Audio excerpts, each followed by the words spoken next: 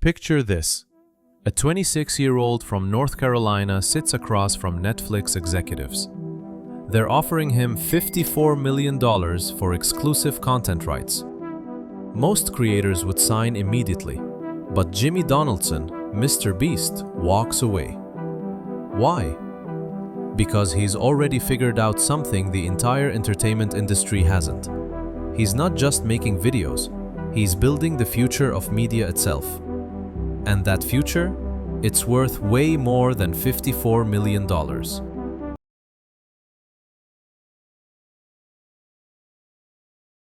What you see on screen is just the tip of the iceberg. Behind every MrBeast video lies something extraordinary. A machine so precise, so obsessively engineered that it turns human psychology into pure profit. Here's what most people don't realize. Jimmy didn't stumble into success. At 13, while other kids played video games, he was studying YouTube like it was a science. He'd analyze why certain thumbnails worked, why specific titles got clicks, why some videos went viral while others died. But the real breakthrough came when he found his tribe. 4 other obsessed creators. College dropouts, high school dropouts, people society had written off. They'd spend 15 hours a day on Skype calls, dissecting every frame of viral content. They called it their laboratory. Think about that for a second. While his peers were partying, dating, living normal teenage lives, Jimmy was conducting experiments. They'd take 1,000 thumbnails and measure brightness levels against view counts. They'd study retention graphs like stock traders study market patterns. They'd debate camera angles for hours. This wasn't just dedication, this was systematic obsession. Then came the sacrifice that changed everything. Jimmy's mom would cry on Christmas morning because he wouldn't leave his computer. Family dinners? Skipped. Friends? What friends? He eliminated every distraction, every normal human experience to feed this machine in his head. But here's where it gets interesting. Most people burn out from that kind of intensity. Jimmy? He found a way to make obsession sustainable. He discovered that if you reinvest every single penny back into content, something magical happens. The videos get bigger. The stakes get higher. The audience grows exponentially. By age 20, he was spending $300,000 per video. Not because he had to, because he realized something profound about human nature. People don't just want entertainment, they want to witness something impossible becoming possible. I gave my friend $100,000 to spend in 1 hour. That video changed the game. Not because of the money, but because of the psychology behind it. Jimmy had cracked the code of vicarious living. Viewers weren't just watching, they were experiencing what it felt like to have unlimited resources. Every decision became calculated. The thumbnails? Tested on hundreds of focus groups. The titles? Run through algorithms that predict viral potential. Even the pacing of his speech? Optimized for maximum retention. But the real genius was in the structure. Jimmy realized that YouTube wasn't just a platform. It was a laboratory for human behavior. Every video was an experiment. Every view was data. Every subscriber was proof that his formula worked. He started hiring differently too. Not just editors or cameramen. Behavioral psychologists, data scientists, people who understood why humans click, why they stay, why they share. He was building something unprecedented. A content factory powered by pure scientific method. The numbers started speaking for themselves. While other creators celebrated million-view videos, Jimmy was hitting 100 million consistently. While they worried about algorithm changes, he was predicting them. He wasn't just riding the wave of social media, he was creating the wave. Then came the expansion. Feastables chocolate bars, MrBeast burger, gaming channels in multiple languages. Each venture wasn't random. It was strategic diversification of a media empire that now generates close to $900 million annually. This part of the program is sponsored by The Tria, oasis of comfort with a touch of luxury. Visit thetria.com. Your dream home vibe is just a scroll away. But here's what nobody talks about: the human cost of building something this massive. Jimmy admits he's miserable most of the time. Mental breakdowns every other week. No work-life balance. No normal relationships. His entire identity consumed by this relentless pursuit of perfect content. Yet he keeps pushing. Because he's not just building a business. He's proving something that traditional media refused to believe.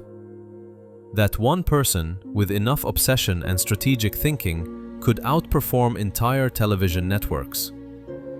The machine never stops. It can't stop. Because stopping means someone else takes the crown. And Jimmy Donaldson didn't sacrifice everything just to come in second place. What happened next wasn't expansion, it was domination. By 2020, Jimmy had proven his formula worked. But proving it and scaling it, those are completely different challenges.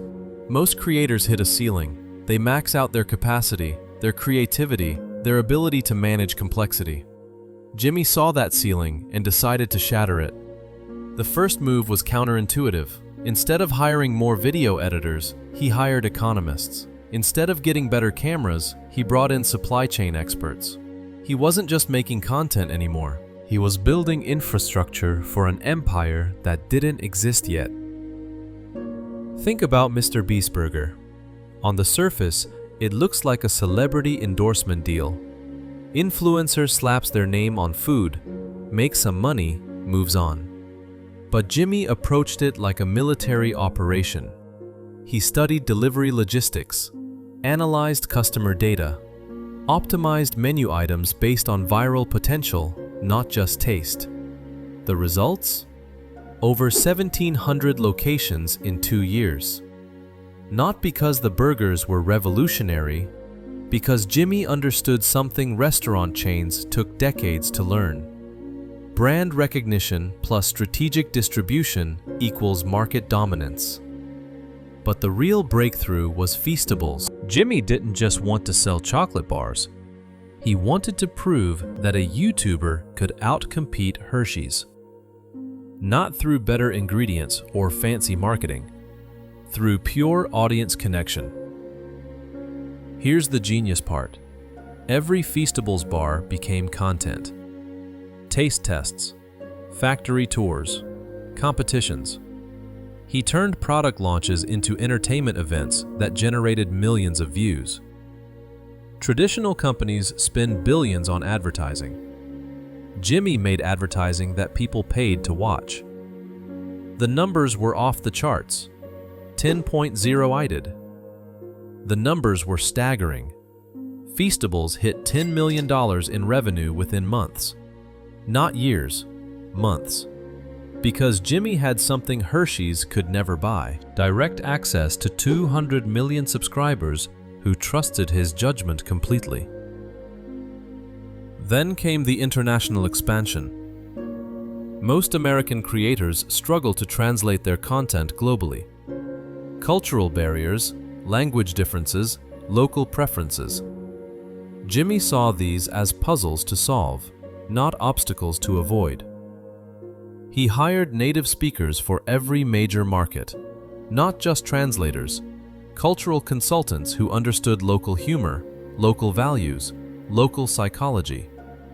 His Spanish channel wasn't dubbed MrBeast content. It was MrBeast content redesigned for Spanish-speaking audiences.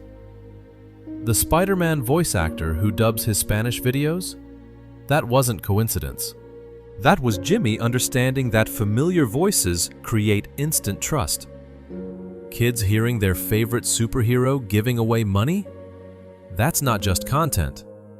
That's psychological warfare against every other creator trying to compete globally. But here's where Jimmy's true genius revealed itself. While other creators were chasing individual viral moments, He was building systems that generated viral moments consistently. This part of the program is sponsored by Via Nature, where nature meets innovation. Visit vianature.com. Your planet-friendly goodies are just a click away. Every video followed the same psychological framework. Hook within 5 seconds. Escalating stakes. Emotional payoff. Shareable moment. The Beast Empire wasn't just multiple businesses. It was multiple revenue streams feeding the same content machine. Merchandise sales funded bigger giveaways. Restaurant profits paid for more elaborate challenges. Chocolate bar margins supported international expansion. Each piece reinforced the others. Feastables commercials became MrBeast videos. MrBeast burger locations became filming opportunities. Gaming channel subscribers became chocolate bar customers. He'd created a closed-loop system where every dollar earned generated content that earned more dollars. The team grew to hundreds of employees, but not randomly. Jimmy hired like he was assembling an elite military unit. Data analysts who could predict viral trends. Logistics coordinators who could manage million-dollar video shoots. Behavioral scientists who understood viewer psychology better than viewers understood themselves. By 2024, Beast Industries was generating nearly $500 million annually. Not from one successful business, from a perfectly orchestrated ecosystem where entertainment, commerce, and technology merged into something unprecedented. Traditional media companies took notice. Netflix offered that $54 million deal. Disney came knocking. Every major studio wanted to capture what Jimmy had built. But they misunderstood the fundamental truth. Jimmy wasn't just a successful creator. He was proof that the entire entertainment industry had been thinking too small. While they fought over existing audiences, he was creating new ones. While they optimized for quarterly profits, he was building generational wealth. The Beast Empire wasn't just bigger than other YouTube channels. It was bigger than most television networks. And Jimmy was just getting started. But behind the empire, behind the billions of views and hundreds of millions in revenue, there's a different story. One that Jimmy rarely talks about publicly. The story of what it actually costs to become unstoppable. Jimmy Donaldson hasn't taken a real vacation in over a decade. He doesn't have hobbies. He doesn't have normal friendships. His entire existence revolves around one question. How can this moment become content? Think about that for a second. Every conversation, every experience, every human interaction gets filtered through the lens of viral potential. That's not just dedication. That's a complete rewiring of how someone experiences life.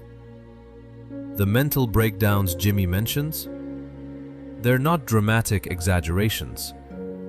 They're the inevitable result of a mind that never stops analyzing, optimizing, calculating.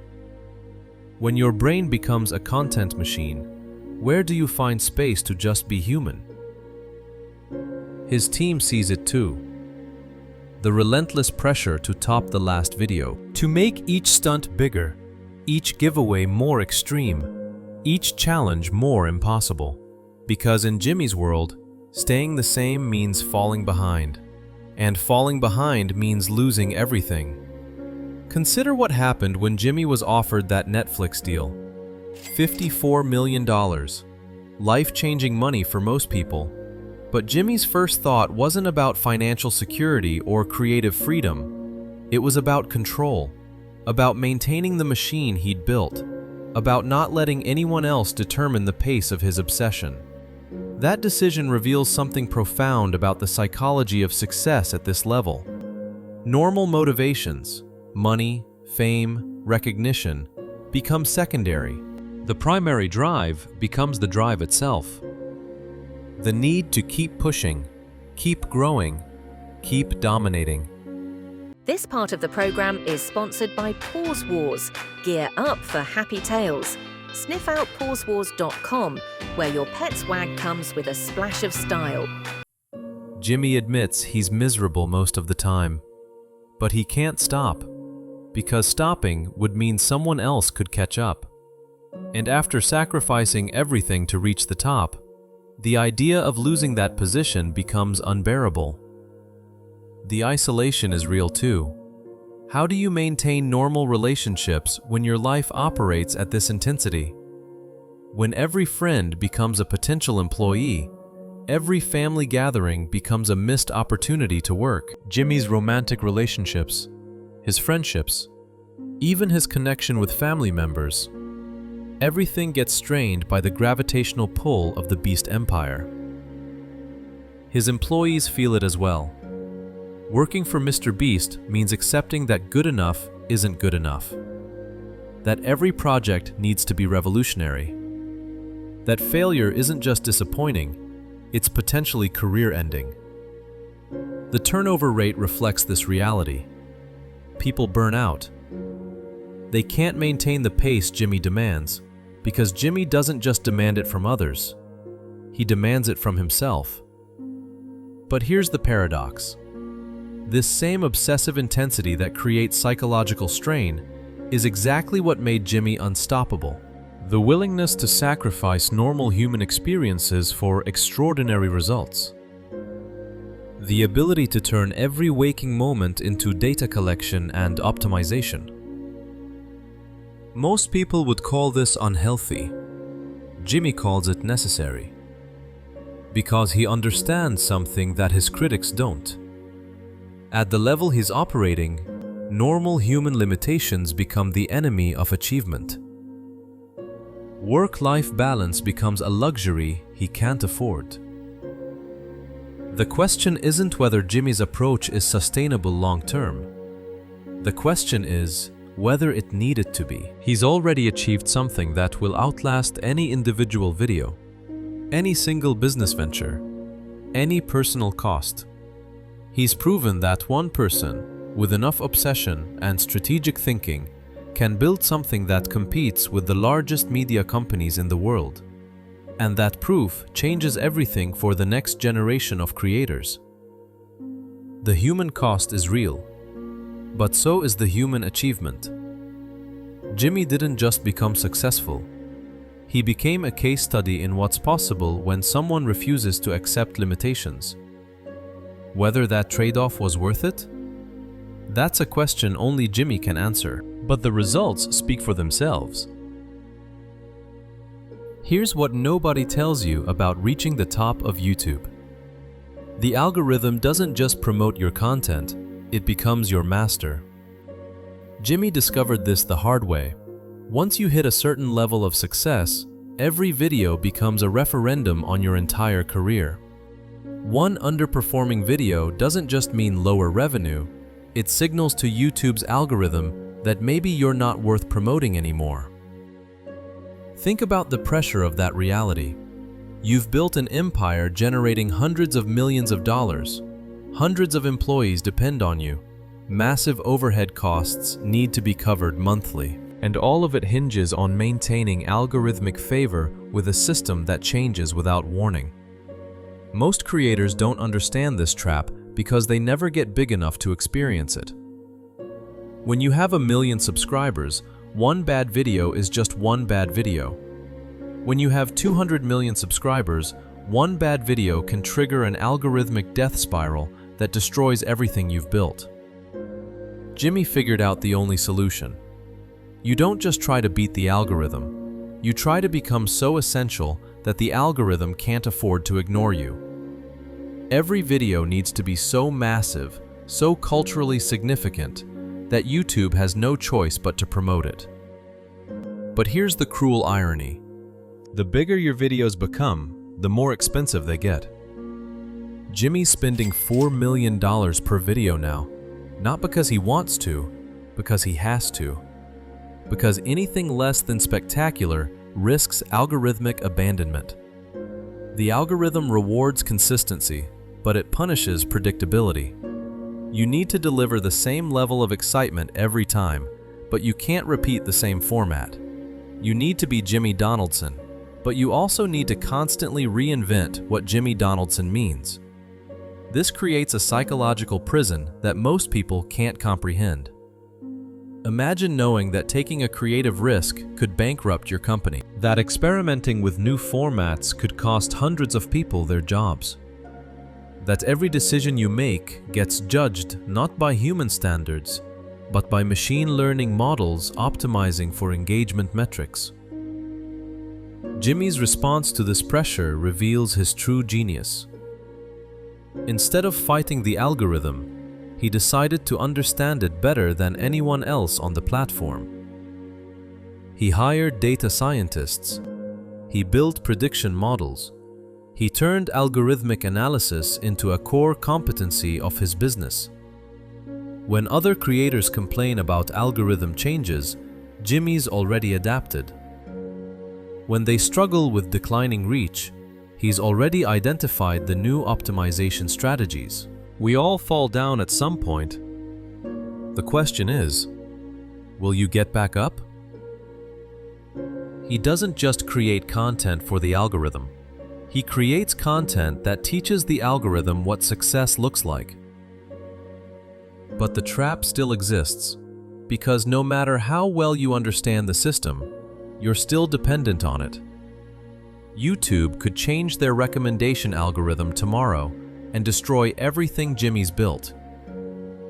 One policy change, one shift in corporate strategy, one new competitor that YouTube decides to favor. Jimmy knows this. It's why he's diversifying so aggressively. Feastables, MrBeast Burger, international expansion, potential streaming platforms. We all fall down at some point. The question is, will you get back up? He's trying to build something bigger than YouTube because he understands that depending entirely on algorithmic favor is ultimately unsustainable. The algorithm trap isn't just about Jimmy. It's about the entire creator economy. Millions of people building careers on platforms they don't control, optimizing for systems they don't fully understand, creating content for algorithms that could change at any moment. Jimmy's just the most visible example of what happens when you win that game completely. You become so successful that the stakes of losing become unbearable. You become trapped by your own achievement. The question isn't whether Jimmy will escape the algorithm trap. The question is whether anyone at his level can. But success at Jimmy's scale creates questions that most creators never have to face. When you're giving away millions of dollars on camera, when you're employing hundreds of people, when your decisions affect entire communities, the line between entertainment and exploitation starts to blur. Take the Squid Game recreation. Jimmy spent $3.5 million building an exact replica of the sets from the hit Netflix series. 456 contestants competing for $4.56 million. On the surface, it's the ultimate MrBeast video. Massive scale, huge prize, viral concept guaranteed. But look deeper. You're taking a show that critiques capitalism and inequality, and you're turning it into actual capitalism and inequality. Real people competing desperately for money they genuinely need. The irony wasn't lost on critics, who pointed out that Jimmy was literally recreating the dystopian nightmare the original show warned against. Jimmy's response? The contestants knew what they were signing up for. They were willing participants. They got paid just for showing up. But that defense raises uncomfortable questions about consent and power dynamics when someone's financial desperation makes them willing to do almost anything. The lawsuit allegations about unsafe working conditions during production add another layer. When you're pushing the boundaries of what's possible in content creation, where's the line between ambitious filmmaking and reckless endangerment? When does the pursuit of viral moments become more important than participant safety? Then there's the psychological impact on viewers, especially younger ones. Jimmy's content teaches that money solves everything, that generosity is always performed, that human worth gets measured in dollar amounts, and viral moments.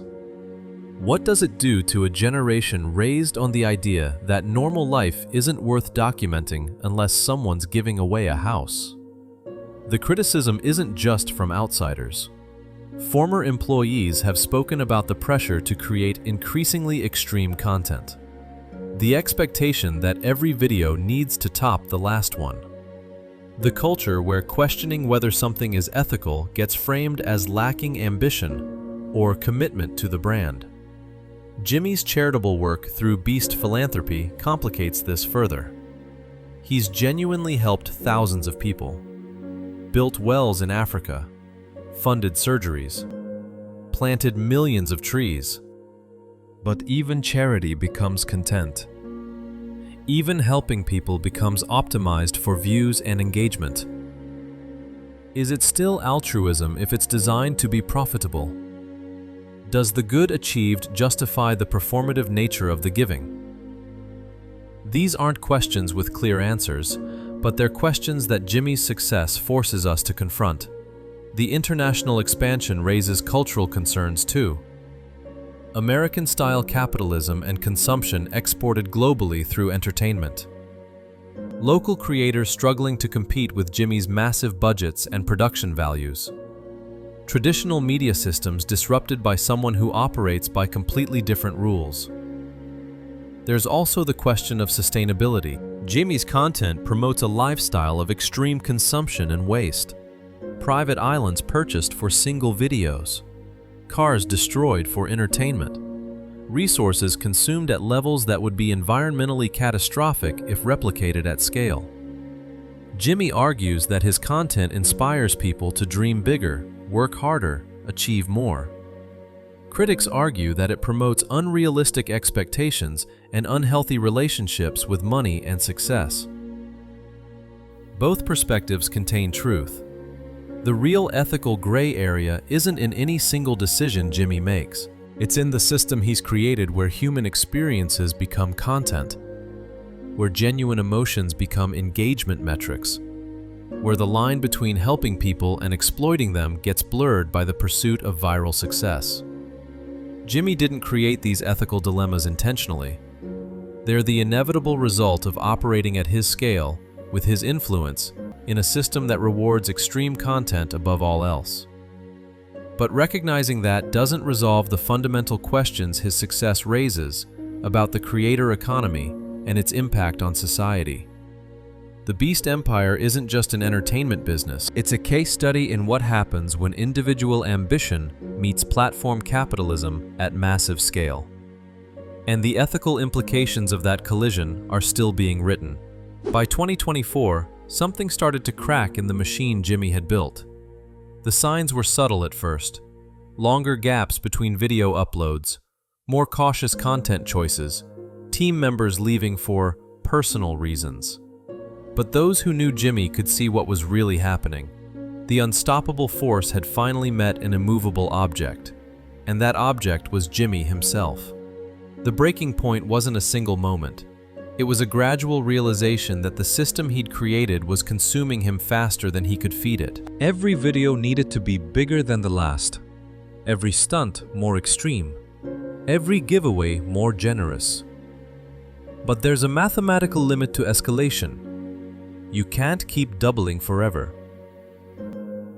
Jimmy found himself in meetings discussing videos that would cost $10 million to produce. Not because they were necessarily better ideas, but because anything cheaper felt like moving backward. The machine demanded growth, and growth demanded bigger numbers, bigger budgets, bigger risks, bigger everything. The Netflix rejection wasn't just about maintaining control. It was about recognizing that even $54 million wasn't enough anymore. The Beast Empire had grown beyond what any single deal could sustain. Jimmy needed to generate that much revenue every few months just to keep the lights on.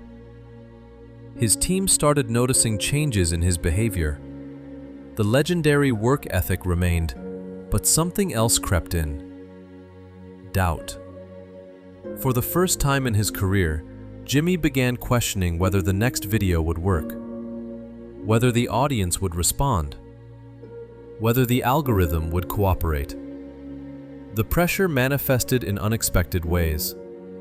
Jimmy started second-guessing decisions that would have been automatic before, spending hours analyzing thumbnails that his instincts already knew were perfect, demanding endless revisions on scripts that were already optimized. The confidence that had carried him to the top was being eroded by the weight of maintaining his position there.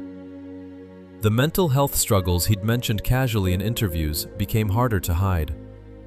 Team members described meetings where Jimmy seemed distant, distracted, overwhelmed by the complexity of what he'd built. The person who had once thrived on chaos was being crushed by it. But the most telling sign was his relationship with the content itself. Jimmy had always been obsessed with making videos, but that obsession was joyful. It was the excitement of solving puzzles, of pushing boundaries, of proving what was possible. Now it felt like obligation, like feeding a beast that would devour him if he stopped. The lawsuit allegations about working conditions weren't just legal problems. They were symptoms of a system pushed beyond sustainable limits. When you're trying to create impossible content on impossible timelines with impossible budgets, something has to give. And usually, it's the people involved. Jimmy's response to reaching this breaking point revealed something crucial about his character. Instead of scaling back, instead of accepting limitations, he doubled down on finding solutions. He hired more specialists, invested in better systems, looked for ways to maintain growth without destroying himself or his team in the process. The international expansion wasn't just business strategy, it was psychological survival. By creating multiple channels in different languages, Jimmy could distribute the pressure across different content streams. One underperforming video in English wouldn't sink the entire operation if the Spanish channel was thriving. The diversification into physical products served the same function. Feastables and MrBeast Burger created revenue streams that weren't dependent on constant content creation.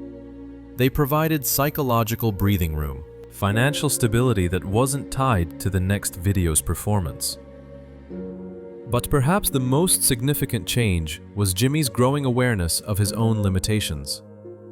The person who had once claimed he could start a new channel and get 20 million subscribers in 6 months began acknowledging that maybe, just maybe, the human cost of that achievement was too high. The breaking point wasn't failure. It was the recognition that even unlimited success has limits. That even the most perfectly optimized machine eventually needs maintenance. That even Jimmy Donaldson, the person who had redefined what was possible on YouTube, was still human. The question wasn't whether Jimmy would survive this breaking point. His track record suggested he'd find a way to adapt, to evolve, to keep growing.